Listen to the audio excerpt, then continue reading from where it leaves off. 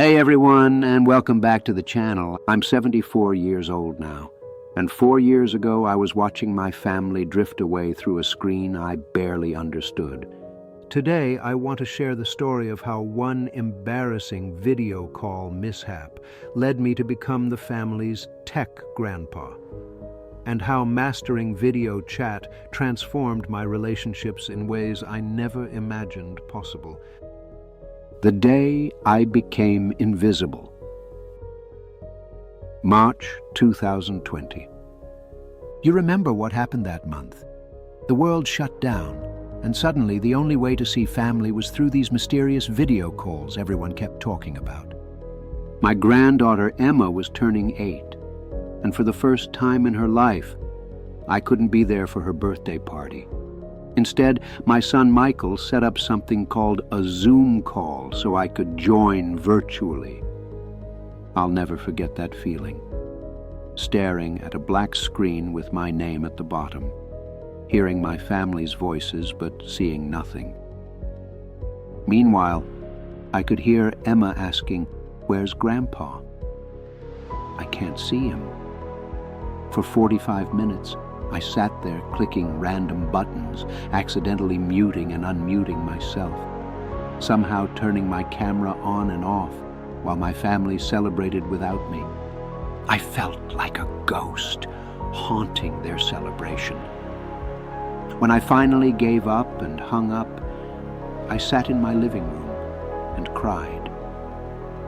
At 70 years old, I felt completely disconnected from the people I loved most. That's when I realized I had two choices: learn this technology or watch my family relationships fade into distant phone calls and holiday cards. I chose to learn, and that choice changed everything. Meeting Dorothy, the 78-year-old YouTube star. 2 weeks after Emma's birthday disaster, I was complaining to my neighbor Dorothy about how impossible this video calling stuff was. You know Dorothy. She's 78, lives alone, and always seemed to have everything figured out. "Oh, Harold," she laughed, "you should have asked for help sooner. I video chat with my grandkids in Seattle every Tuesday. My book club meets on Wednesdays, and I even teach origami lessons online now." I stared at her, like she'd told me she was training for the Olympics. "What do you mean, you teach online?" Dorothy pulled out her tablet and showed me her YouTube channel, Grandma Dorothy's Paper Magic. 12,000 subscribers, videos with tens of thousands of views, comments from people around the world, thanking her for teaching them origami. "Dorothy, how is this possible? You're more computer illiterate than I am." She smiled. "That was true 6 months ago. But when lockdown started, I had a choice: stay isolated or figure out how to connect. I chose connection." What Dorothy showed me next changed my entire understanding of what was possible at our age. Dorothy's digital revolution. Sitting in her kitchen that afternoon, Dorothy became my teacher. She showed me her setup: a simple tablet propped on a homemade stand made from a cookbook holder, good lighting from her kitchen window, and a weekly schedule that would put most businesses to shame. "Harold, look at this," she said, opening her calendar app. Monday, FaceTime with grandson in college. Tuesday, family Zoom call with Seattle kids. Wednesday, book club on Google Meet. Thursday, origami class prep. Friday, live YouTube lesson. Saturday, catch-up calls with old friends. Sunday, virtual church service. I was amazed. "You do all this from your kitchen table?" "Mostly. Sometimes from the garden when I want to show my flowers. The secret isn't the technology, it's understanding that video calls aren't just phone calls with pictures, they're windows into each other's lives." She opened her photo app and showed me screenshots from various calls. "Look at this, my grandson's dorm room, his first apartment. My great-niece taking her first steps. Emma learning to ride a bike in their backyard. I've been present for moments I would have missed completely. For the first time since March, I felt hope instead of frustration. Dorothy's 7 rules for video chat success. That day, Dorothy taught me her system.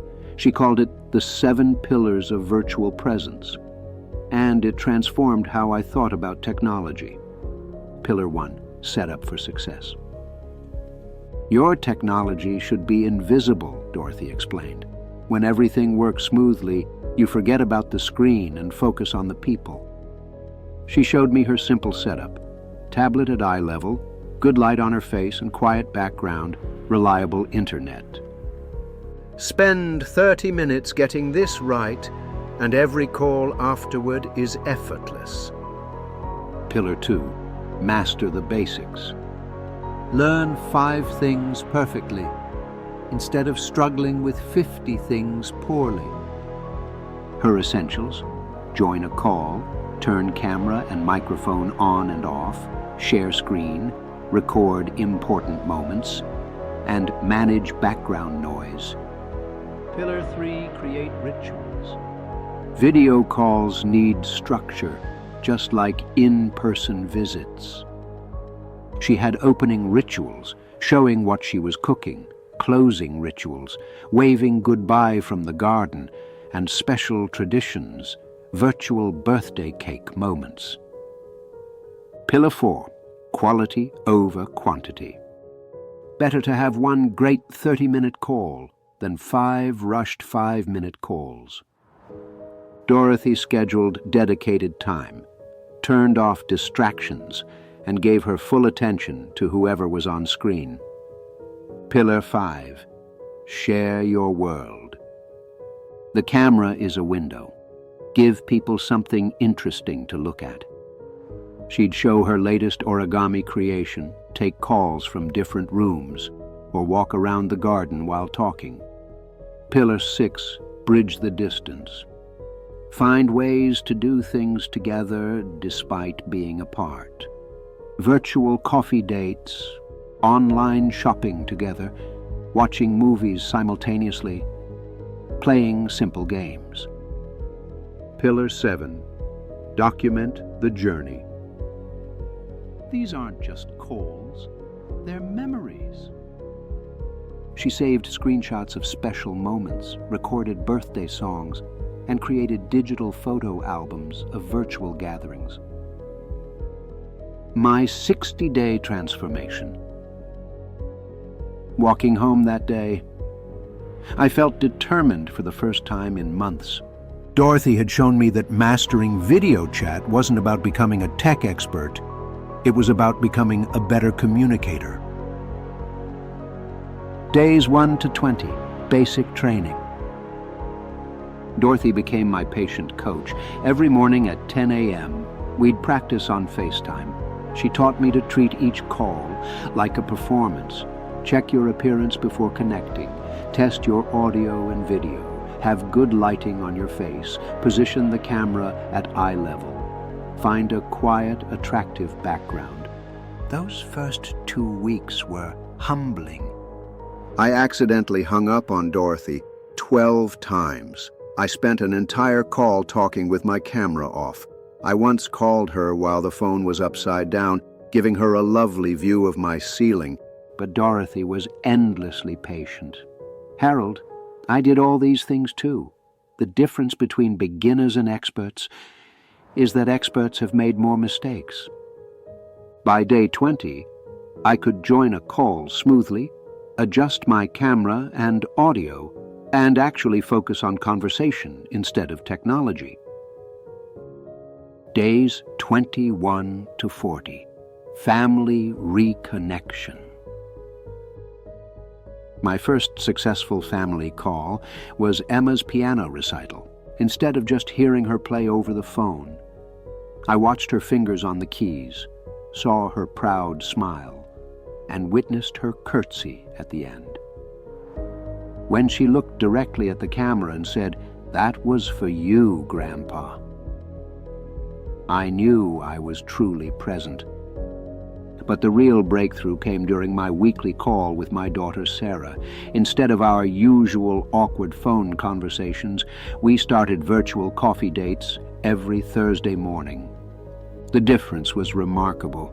I could see her facial expressions, share what I was reading, show her photos from my garden.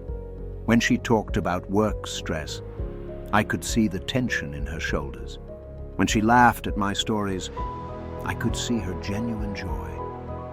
"Dad," she said one Thursday, "these video calls have brought us closer than we've been in years. I feel like I know what's actually happening in your life now."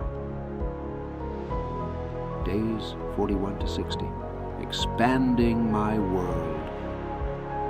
Encouraged by family success, I started exploring other possibilities. Dorothy introduced me to her book club, where 8 seniors from around the country discussed novels every Wednesday evening. I joined a virtual woodworking group, where craftsmen from different states showed their projects and shared techniques. I attended online lectures at the local community college. I even started participating in my church's digital services. Most surprisingly, I began helping other seniors learn video calling. Word spread that Harold knows computers now, and neighbors started asking for help. By day 60, video chat had transformed from a mysterious frustration into my primary way of maintaining relationships and pursuing interests. Building my complete digital social life. 18 months later, my social calendar was fuller than it had been in decades. Here's what my weekly schedule looked like. Monday morning, coffee with Michael, my son. Standing 9 a.m. date where we catch up on family news, share weekend activities, and plan upcoming visits. Tuesday evening, Emma's homework help. My granddaughter calls when she needs help with math problems. Seeing her work through the screen lets me guide her step by step. Wednesday book club discussion, 8 seniors from 5 states, discussing our monthly read. We've been through 24 books together and formed genuine friendships. Thursday morning, coffee with Sarah, my daughter. Our weekly deep conversation where we share what's really happening in our lives. Friday afternoon, woodworking group, 12 craftsmen showing current projects, troubleshooting problems, and sharing techniques. Saturday, family group call. Everyone joins for 45 minutes. Kids, grandkids, in-laws. It's become our virtual family dinner. Sunday, virtual church plus visiting. Morning service online, followed by informal visits with church friends who can't attend in person, plus spontaneous connections, quick calls with old friends, virtual doctor appointments, online shopping with family, movie nights with distant relatives. For the first time in years, I was socially busier than I'd been while working full-time, and it was all by choice on my schedule. The psychology that changes everything. The most profound change wasn't technological. It was emotional. Before, I felt increasingly isolated as friends moved away. Health issues limited travel, and distance grew between me and family members. After, I felt more connected to more people than ever before. Geography became irrelevant. I could be present for moments I would have missed completely. This shift from passive loneliness to active connection transformed my entire outlook on aging. Why age is actually your video chat advantage. One of my biggest mental barriers was believing video calling was a young person's technology. Dorothy showed me why seniors actually have unique advantages. Patience and focus. We give video calls our full attention instead of multitasking. People appreciate feeling heard and seen during conversations. Storytelling ability. Decades of life experience make us natural entertainers. Family members love hearing our stories, especially when they can see our expressions and gestures. Availability. Without work schedules and young children, we can offer consistent, reliable connection times that busy family members count on. Appreciation. We don't take easy communication for granted. Our genuine gratitude for staying connected makes others feel valued. Teaching opportunities, our skills and knowledge become gifts we can share through the screen, helping with homework, teaching crafts, sharing cooking techniques. Your 30-day quick start plan. If this resonates with you, here's how to begin. Week 1, basic setup. Choose your device, smartphone, tablet, or computer. Find a good calling spot with natural light. Download one video app, FaceTime, Zoom, or WhatsApp. Practice with one patient family member. Test your camera angle and audio quality. Week 2. First real calls. Schedule 15-minute calls with 3 different family members. Focus on seeing their faces, not perfect technology. Ask them to show you something in their space. Share something from your environment. Keep notes about what worked and what didn't. Week 3. Expand your comfort zone. Try a group call with multiple family members. Experiment with showing objects or photos.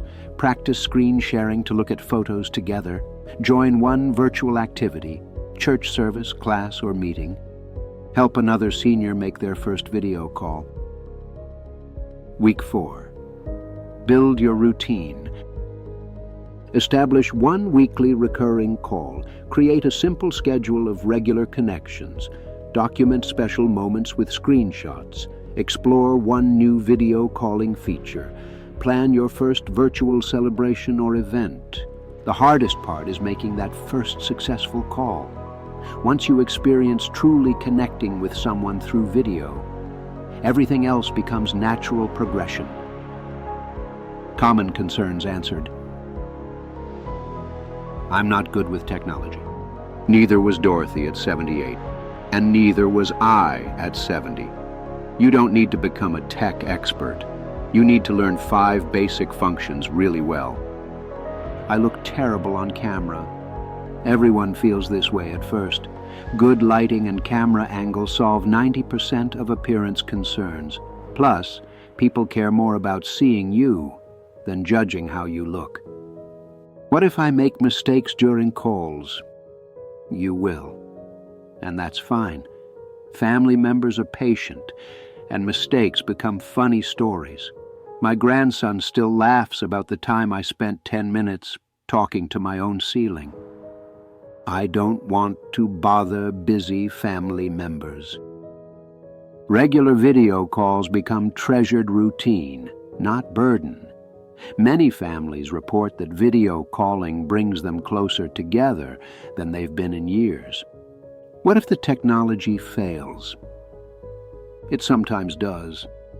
Have backup plans like phone numbers ready, and remember that trying to connect is what matters, not perfect execution. The real transformation. At 70, when lockdown started, I felt cut off from the world, like I was becoming increasingly irrelevant to my family's daily life. Now at 74, I'm more involved in my grandchildren's lives than I was when I lived closer. I help with homework, celebrate achievements, provide comfort during difficult moments, and share wisdom during important decisions. I'm not just staying in touch, I'm actively participating in the lives of people I love, regardless of distance. Dorothy's latest adventure. Last year, Dorothy's origami channel reached 50,000 subscribers. She's published an instruction book, ships origami kits worldwide, and has inspired thousands of seniors to explore their creative potential online. More importantly, she's stayed connected to 6 grandchildren and 4 great-grandchildren scattered across 3 countries, never missing a birthday, graduation, or important milestone. "Harold," she told me recently, "learning video calling didn't just help me stay in touch with family. It opened up a whole world I never knew existed." When Dorothy was diagnosed with arthritis that makes intricate origami difficult, she adapted her content to focus on simple projects perfect for beginners. Her audience grew because they appreciated learning from someone who understood physical limitations. "The beauty of video calling," she told me, "is you can share whatever you're able to offer when you're able to offer it." The lesson in resilience. Dorothy's experience taught me that mastering video chat isn't just about communication, it's about adaptability. When traditional ways of connecting become difficult, video calling provides alternatives. When travel becomes challenging, you can still attend family events. When mobility decreases, you can still visit friends.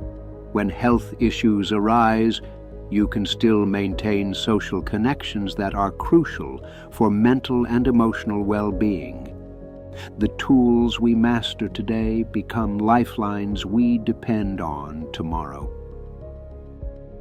The community connection. Video calling as a senior created something unexpected. New friendships with people I would never have met otherwise. Through various virtual groups, I've connected with woodworkers in Oregon, church members in Florida, book lovers in Canada, and fellow grandparents around the world. Instead of social circles shrinking with age, mine has expanded internationally. Geography no longer limits friendship. Shared interests and values do. Planning for the next decade. At 74, I'm already thinking about how video calling will evolve with my needs.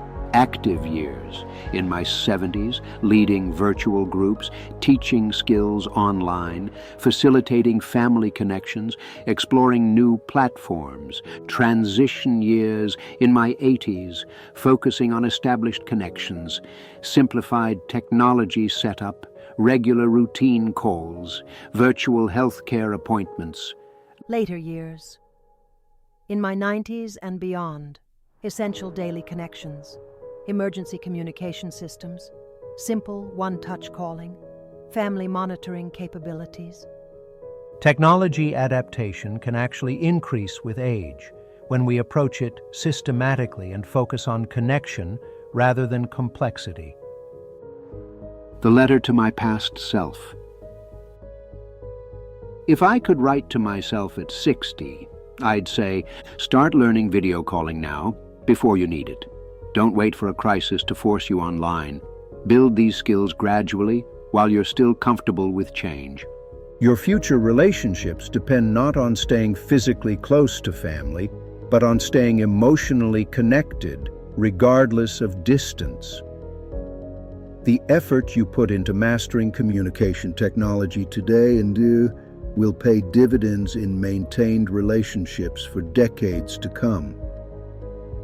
Your starting point. If you've made it this far, you're probably feeling both excited and nervous. That's exactly how I felt, watching Dorothy navigate her tablet with such confidence. Here's your first assignment. Download one video calling app and make one 10-minute test call with one patient family member this week. Don't worry about looking perfect or using advanced features. Just focus on seeing their face clearly and having them see yours. Ask them to show you something in their space, a plant, a pet, a photo. Share something from your environment, a book you're reading, a craft you're working on, the view from your window. That's all. Just one successful 10-minute call where you both smile and feel connected. but I predict that call will lead to another, which will lead to regular conversations, which will build confidence for group calls, which will open doors to virtual communities you never knew existed. The Sunday dinner promise. Every Sunday, my family still gathers for dinner. But now it's a hybrid event. Local family members gather physically, while distant relatives join virtually.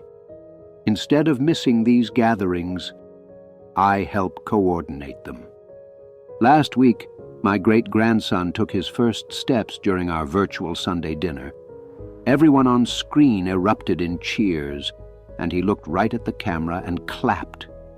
It was a moment that brought us all together, despite being scattered across 4 states. That's my promise to you.